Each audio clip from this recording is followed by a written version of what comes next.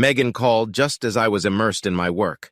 I didn't have time to talk, and I wanted to cut her off before she finished, especially when she hesitated for a few seconds before speaking. Just when I was ready to tell her I didn't have time, she started sobbing. Everything else was momentarily forgotten in the face of my daughter's obvious pain. "Megan, what's wrong, honey? Tell me." I felt helpless, listening to the anguish in her sobs. Did someone die? I wondered. Or was she dumped by a boyfriend? What if she was pregnant? Endless possibilities for pain spun through my brain like clothes in a dryer. "Oh, Daddy," Megan whimpered. "We need to talk to you. Is she pregnant?" "Okay, I'm gonna come home right now." I started. "No," my daughter insisted. "We need to meet away from Mom. This was a turnoff. My wife was usually the one my kids socialized with." "Okay," I repeated. "Tell me where and when." We agreed to meet at the lake in the park after work. "We love you, Daddy," she said, sadly hanging up. The rest of the day, I was useless at work. I kept thinking about Megan. "We love you, Daddy." Her voice sounded so sad. Why did her words hurt me so much? And was the we, her and her sibling, her and a lover? I couldn't concentrate on work at all. Joanna and I met when I was on shore leave in San Diego in 2005. Joanna was working as a topless waitress while she was in college. I was a horny sailor who was lucky enough to hook up with a woman who was a goddess too good for the seedy bar where she got groped. To make a long story short, I spent my entire vacation with Joanna, and after taking a short sea cruise, returned to San Diego with the firm intention of making her mine forever. We eloped to Vegas, got married, and were just getting ready for a wonderful marital vacation when my ship was booked on a flight to the Persian Gulf. I moved Joanna back to my small hometown, where my parents had a rental house that they rented to us. I tried to introduce her to some of my friends before I rushed back to Dago for duty, but she didn't seem to connect with them. They were too straightforward for Joanna. In San Diego, she was used to a more interesting group. I figured she had gone to college there, so my redneck friends were probably too insular for her. I felt awkward leaving her in a strange place with no friends other than my parents. But already the first letter had reassured me. She had met a woman named Monica with whom she seemed to instantly bond. Joanna was exactly that kind of person, just look how quickly we bonded. The letter talked about how much she missed me, but that she was busy with Monica, her boyfriend Bucky, and their friends. She seemed happy, but I still felt guilty about not being able to be there for her. But then, during my second month in the Gulf, I got the happy news. Joanna was pregnant. Apparently, our goodbye had had an effect. Now Joanna would not be alone. I got lucky right after Megan was born and was sent back to the States for training on the updated radar system. Joanna and Megan were able to join me at school from time to time. I loved my daughter from the moment I saw her, and of course, I loved my wife. Many times before returning to my ship. Déjà vu. During my second month in the Gulf, I received the happy news that Joanna was pregnant again. Diana was a stubborn child. She waited until her 42nd week to be born. We feared a possible stillbirth, but Joanna seemed strong and resilient. I was stuck in the Gulf of Mexico. By the time Diane finally arrived, I was back in the States, spending a week at home before returning to San Diego to go through the discharge process. When I returned home, I was able to accompany my newly pregnant wife to her first Lamaze class. Ian burst into our lives, showing up at 38 weeks. Joanna was busy with the kids and spending a lot of time with my now retired parents. I asked my mother what had become of Monica and her friends. "I haven't seen much of them the last few months," my mother told me. "You know, having kids makes it hard to keep up with your lonely friends. I think Joanna's just settling down, that's all. She doesn't really have many new friends. Everyone she knows now has kids." Joanna, the children, and I made an idyllic life in my hometown. I was able to use my naval education to get a position as an engineer at the local television station. It was a well-paid position, and over the next 12 years, I was able to advance to department head. We had a wonderful lifestyle with healthy, active children. What could have gone wrong? What went wrong? I thought, waiting at the lake. I arrived early and was very nervous. Waiting did not improve my state of mind. Neither did the strong hugs that all three children gave me. They all had tears in their eyes. They all seemed to avoid looking me in the eye. Megan pulled me to a park bench. I sat between my daughters and my son stood next to us. Diana squeezed one of my hands in hers and rested her head on my shoulder. She was crying. "Daddy!" Megan gathered her wits and began. "We love you. You're our daddy always." She couldn't take it anymore and cried again. "Oh my God, what was that?" I was starting to get short of breath myself. She started again. "Daddy, my class was given an assignment to make a family tree, and I thought I could get more by sending our DNA to 23andMe. She wiped her eyes. "Cousin Elizabeth told me about her family's results, and I thought it would be a big surprise for you and Mom. So I sent in my, Diane's, and Ian's data. I was having trouble breathing. I could only think of one thing it could lead to, and I didn't want to hear my daughter say it. Daddy, we're not your kids." Megan looked at me with the saddest expression on her face I'd ever seen. I shook my head. "Wait a minute. You didn't have my DNA, so what makes you think you're not mine?" I almost laughed in relief. "Whatever the kids think, it must be a mistake." "Dad, they show everyone you're related to. They show everyone in Mom's family on her mother's side. But the father's side is full of people we don't know. Most of them are European." This made me go cold. I tried to think of how the kids could have gotten the right version of Joanna's DNA, but not mine. "Is it the same for all three of you?" That confused me. How could it be? "Yes, and we're all full brother and sisters." Diane squeezed my hand. "You're our daddy, you're our daddy." She buried her face in my chest. Ian looked miserable, like he wanted to cry, but he was trying to be a man. He sniffled and wiped his nose with the back of his hand. We sat in silence for a few minutes. I listened to my girls crying quietly and my son kicking the ground with his shoe. Finally, I spoke. "Give me the 23andMe reports. Could you guys go to a movie or something tonight? Maybe a night out? Let me talk to your mother." I put my arms around the girls and pulled them close to me. Ian shook my hand, trying to be manly despite the tears. They agreed to spend the night at a friend's house. Megan handed me the reports and they turned to leave when I stopped them. All three of them as one turned and looked at me. "I'm your father, no matter what.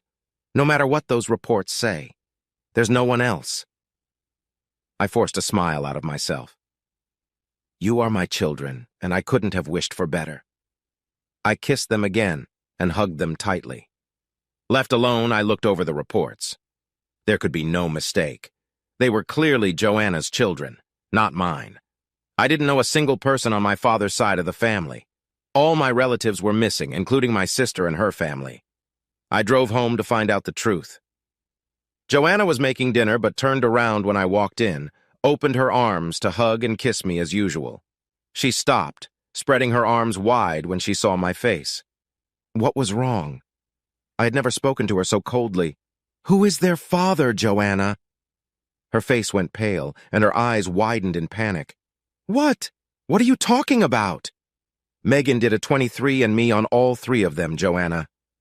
I stepped toward her and growled, "Who is their father?" Joanna staggered to a chair and sat down. "Ian should be yours," she muttered, staring at the floor and shaking her head. "Bullshit. Ian is the right man for both girls. A sibling. Who have you been fucking, bitch? Are you still fucking him?" I was losing control. I was clenching my fists, holding my hands to my sides to keep from hitting her. "It's not possible, Jim. It's impossible." Joanna shook her head. She started to get up, but I grabbed her and threw her back into the chair. She flinched and looked at me with fear in her eyes.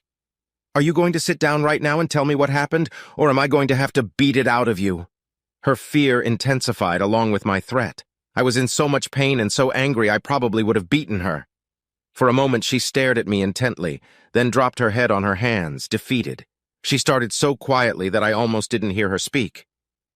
"It was so long ago. I suddenly found myself in this backwater town all alone. I loved you, but you were gone. Your friends were so boring. But then I met Monica, and she took me to the local diners. She had drugs, just like the club in San Diego." She sniffed her nose and looked at me. "I was 19 years old. I was used to partying. I loved you, but you left me here." "Monica and Bucky were fun. We partied and got high and drunk. You weren't even 2 weeks old when I woke up in bed with Bucky. He had other friends there, too. I don't know who the father was, but it was probably one of them." She looked at me with desperation. "I prayed that you were the father. I really did. You could have been one. We had sex a lot before you left. She lowered her eyes to the floor, admitting defeat. Shit! I was stunned. You hadn't been faithful to me for even 2 weeks? And you've fucked so many guys that you don't know who could be the baby's father? I stood up and pounded the table with both fists. Are you fucking kidding me? You fucking whore! Joanna slumped into the back of her chair. I wasn't going to sleep with them. We were having fun, and then I woke up. They used me. Oh, yes. You really fought back. Apparently, you fought back so well that you fought back at least 2 more times over the next 3 years. I wanted to pound on the table until I broke my arms. I wanted to grab a chair and hit the refrigerator with it. I wanted to hurt Joanna. I wanted to hurt myself. I didn't. My wife got up and went to the sink for a glass of water, probably to get away from me. No, I resisted. But Monica had the tape. She threatened to show your parents if I didn't keep hanging out with her. She said threesomes are more fun with 2 girls. Gangbangs? How many guys have you fucked? I didn't want to know. Why did I ask? Bucky had 1 or 2 parties every week, each time with 5 or 6 guys. Sometimes there were more, and Monica would join us, but usually it was just me. I tried to control it. I used spermicide and Plan B, but when you were home, I must have screwed up. She looked at me again. But I hoped they were yours. I convinced myself that they were. Joanna walked back to the table and sat down. For a moment she stared at me, absorbed in her thoughts. I should have resisted more. I should have hated it. She shook her head dazedly. But you know I love sex. You were all I needed. That's why I married you. I didn't need anyone else. She looked at me sadly. But you weren't here. And maybe Monica blackmailing me was the excuse I needed, so I figured if I had to have sex, I might as well enjoy it. She saw the look on my face. I know you're hurting, but I want to be honest. Yes, I was drugged, raped, and blackmailed. But then I got over it. She started sobbing again. You weren't here. You weren't here, and I needed to be. I'd go to clubs with Monica, and she'd encourage me to go to the parking lot with her friends. We'd fuck in the backseat of Monica's car, or Bucky's van, or a guy's car if Monica was in hers. Then there were the gangbangs. They usually happened on Saturdays. Whenever you came home, I refused to go to the meetings that Monica and Bucky had. I didn't go to the club with Monica. You were all I needed. She looked at me with fear and tears in her eyes. I made sure you never even met Monica and Bucky. You didn't even notice. You were always either with the girls or in bed with me. Speaking of girls, where were Megan and Diane while you were having fun? I was making fun of that slut who was the mother of my kids. Your mom liked to watch them. She knew I was lonely here. I never lived in a small town like you. I'm used to the parties and excitement in San Diego. I was used to sailors groping me and lusting after me. She lowered her head and sobbed. Damn it. I was used to being had. I was shocked. Now my wife was looking at me like it was my fault. I wanted to hit her back. So are you still prostituting yourself with Monica, or do you have a new pimp? Joanna grinned crookedly. Good choice of words. I used to think at parties that I was fucking for fun. Then one night, just before you came back from the Gulf for good, Monica got sick, and I went to the club alone, since I'd already given the kids to your mom. She shook her head and wrinkled her nose. I wasn't forced to go to the club, but by then I was clubbing and having sex on my own. Anyway, one of the gangbang regulars was there, and I went with him to his car. After he was done, I was getting dressed when he handed me some cash. I asked what it was for, and he said that since neither Monica nor Bucky was there, he thought he should give it to me. They're usually the ones who take the money.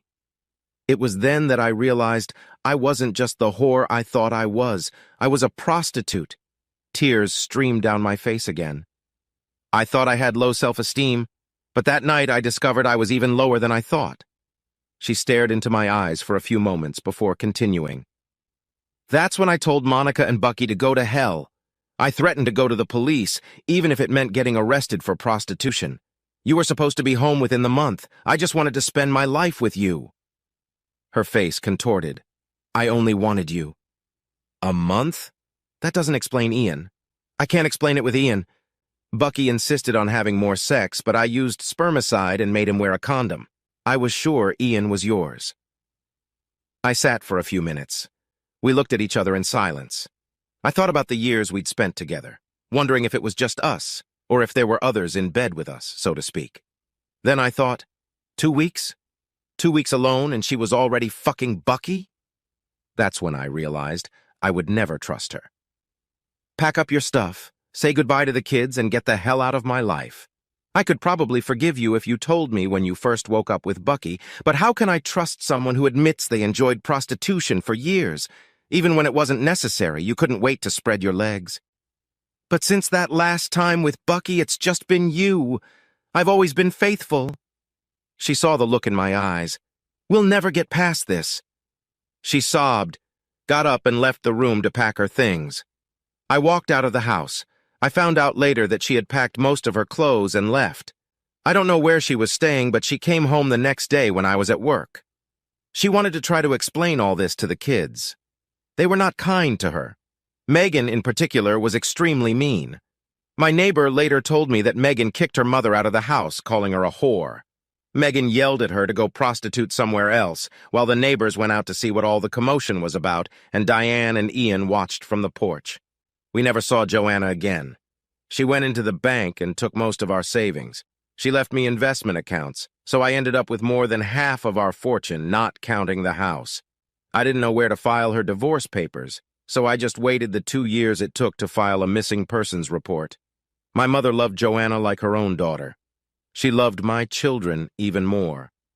I was afraid to tell her about Joanna's prostitution and the children's unknown, though probably Bucky's, origins. I sat at the kitchen table drinking coffee and broke the bad news. Her face literally contorted as she sobbed at the horror of it all. And the children, they're not yours? Does the DNA show that? Yes. Apparently they are related to a bunch of Swedes. Most of their relatives are in Sweden. Mom looked up sharply. How's that? They matched your DNA? I explained that we had never had my DNA tested, but it wasn't necessary. My children were supposed to match my sister and her offspring. My mother shook her head incredulously. I never thought it mattered. That's why we never told you. I really didn't think it mattered. You're my son. I didn't understand what Mom was saying. I was her son? Wasn't I my father's son? My children should be like my sisters. Mom, what are you talking about? She looked at me almost pityingly. Son, you were adopted. We had a Swedish au pair for your sister who got pregnant. We wanted a son, so we adopted you. Your birth mother returned to Sweden after you were born. You were our son, so we never told you about it. Well, I went and took a DNA test, and it matched all 3 of my children. They were mine. Like I said, we never saw Joanna again. I don't know what happened to her, and I was never able to tell her that I was the father of her children. But did it matter? If it hadn't happened that the children's DNA didn't match that of my relatives, I would never have known about my wife's promiscuous past and probably would have remained happily married. But now, would I be able to forget about her past, even though the children were mine? No. It all comes down to the fact that 2 weeks is the limit of her marital fidelity. And the fact that even though she was initially coerced, she admitted to accepting the life that Monica and Bucky provided for her. As I tell my kids now, who would have thought that marrying a topless waitress from a dive bar in San Diego would turn out this way?